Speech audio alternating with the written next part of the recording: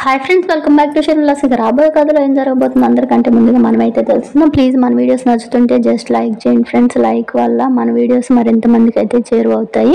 మనమైతే కథలోకి వెళ్ళిపోదాం. ఇక వసుధార అయితే 3 నెలల టైం వస్తూ ఉండడంతో ఇక టార్గెట్ మొత్తం రిషి సార్ని వెతికే పనిలో అయితే మను ఇంకా వస్తారు. ఇద్దరైతే అదే టార్గెట్ లాగా అదే పనిలో అయితే ఉంటూ ఉంటారనమాట. ఇక వీళ్ళ మధ్య అనుపమ అయితే నిజమైతే చెప్పదు. ఇక మహేంద్ర అయితే అడుగుతూనే ఉంటాడు. ఇక మను కూడా అసలు ముందు రిషి సార్ ఎక్కడున్నారో కనుక్కోవాలి, లేకపోతే కర్మకాండలు ఇవన్నీ జరిపియాలంటున్నారని చెప్పేసి ఈ పనిలో తిరుగుతూ ఉండగా సడన్ గా ఒక రోజు అయితే ఇక రిషి వేరే అమ్మాయితో అయితే కనిపిస్తాడనమాట. ఇక ఆ సీన్ చూసిన వసుధర షాక్ అయిపోతూ ఉంటుంది. ఇక మను అయితే ఈ విషయం చెప్పదు, కానీ రిషి సార్లా ఉన్నారే, నిజంగా రిషి సారేనా అనేసి అనుకుంటూ అయితే ఉంటుందన్నమాట. ఇక్కడ మన రిషి అయితే ఆ రోజు చక్రపాణి దగ్గర నుంచి ఇక రౌడీలు తీసుకువెళ్ళిపోవడం తరవడం ఇలాంటివి జరిగేసరికి ఇక రిషి కనిపించకుండా పోతాడు కదా. ఇక ఆ తర్వాత ఏమవుతుందంటే రిషి తనకు ఆల్రెడీ గాయం అవడం వల్ల ఇక గతాన్ని కూడా మర్చిపోయినట్లు ఇక వెళ్ళిపోతాడు. అలా వెళ్తూ వెళ్తూ రోడ్డు మీద పడిపోతూ ఉంటే ఒక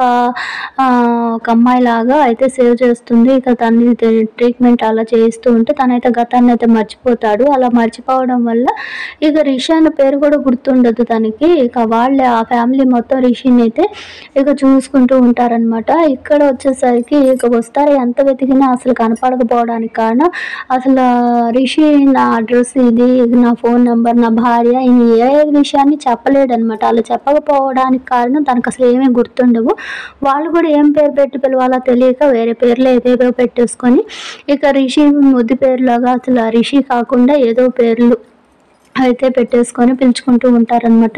ఇక వాళ్ళ ఫ్యామిలీలో ఒక మెంబర్గా ఉండిపోతూ ఇక వాళ్ళ చిన్న చిన్న బిజినెస్ లాగా ఉంటే ఇక వావే కలిసి చేసుకుంటూ ఉంటారనమాట. ఇక వాళ్ళ ఫ్యామిలీలోనే ఇక పెద్దవాళ్ళకైతే దొరుకుతాడు కదా, ముసలి వాళ్ళకి వాళ్ళ మనవరాల్లాగా ఉంటుంది. ఇక ఆ అమ్మాయికి పెళ్లి చేసుకోమ్మా అని అంటే ఎవరు నచ్చరు, కానీ ఇక రిషిని చూసి బాగా లవ్ చేసేస్తుంది. ఇక రిషి కూడా క్లోజ్గానే ఉన్నట్లుగా ఉంటాడు, ఎందుకంటే తనకేం గుర్తులేదు, జస్ట్ ఫ్రెండ్లీగా అట్లా ఉంటాడనమాట. ఇక దాంతో తను ఇంకా నిజంగా లవ్ చేస్తున్నాడు అన్నట్లుగా అయిపోతుంది. ఇలా ఉన్న టైంలోనే ఇక అమ్మాయి వచ్చి వాళ్ళ పేరెంట్స్తో వాళ్ళ పెద్దవాళ్ళతో ఇలా నేను తన్ని ప్రేమించాను, లవ్ చేస్తున్నాను, తన్నే పెళ్లి చేసుకుంటానంటే ఇక వాళ్ళు హ్యాపీగా ఫీల్ అవుతారు.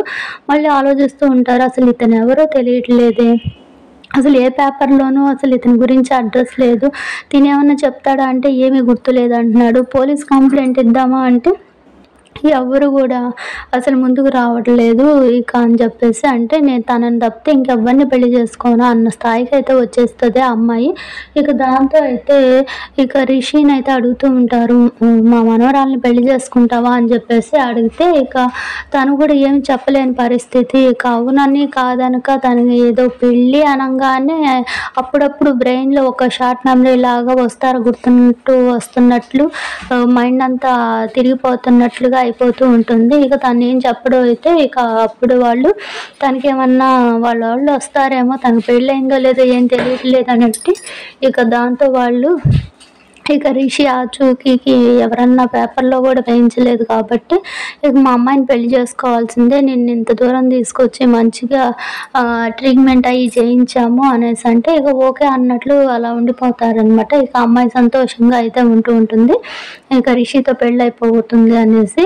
ఇక ఇదిలా ఉండగానే ఇక అనుకోకుండా ఒకరోజు షాపింగ్కి వాళ్ళిద్దరు వెళ్తూ ఉంటే ఇక వస్తారు, కంట అయితే పడతారు. ఇలా కంటపడంగానే ఫస్ట్లో నమ్మదు, నా రిషి సార్ అయితే అసలు అలా చేయరు కదా, నేనే కదా తన లోకం అనేసి అనుకుంటూ ఉంటుంది. కానీ అక్కడ రిషికి ఏం గుర్తు లేకపోవడం వల్ల ఇక అమ్మాయి చెప్పినట్లు వాళ్ళు అలా వెళ్తూ ఉంటారనమాట.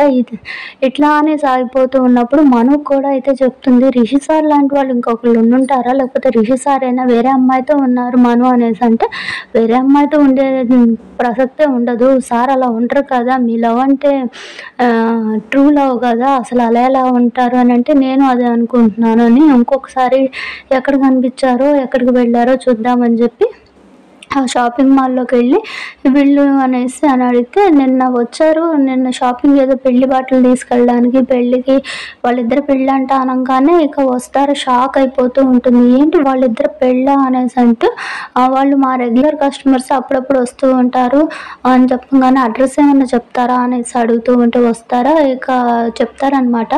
ఇక వస్తారు, అసలు ఆ రిషికి ఎదురు పడితే రిషి ఏమంటాడో ఏంటో నెక్స్ట్ పార్ట్లో అయితే తెలుసుకుందాం. Please like and